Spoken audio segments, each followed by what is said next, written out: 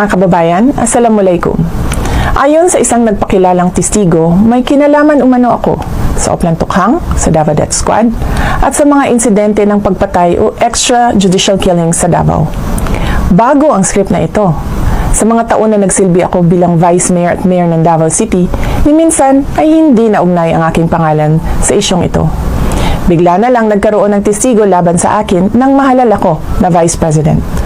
At kabilang na nga ako ngayon sa mga akusado sa International Criminal Court.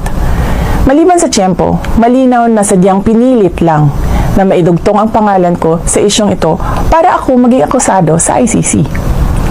Ang pagpupumilit ng ICC na pakialaman ang ating hudikatura ay panghihimasok sa ating soberanya. Paglapasangan ito sa dignidad ng mga Pilipino at sa karangalan ng Pilipinas. Wala na itong debate sa testigo at mga tao na nakapalikod sa kanya. Mag-file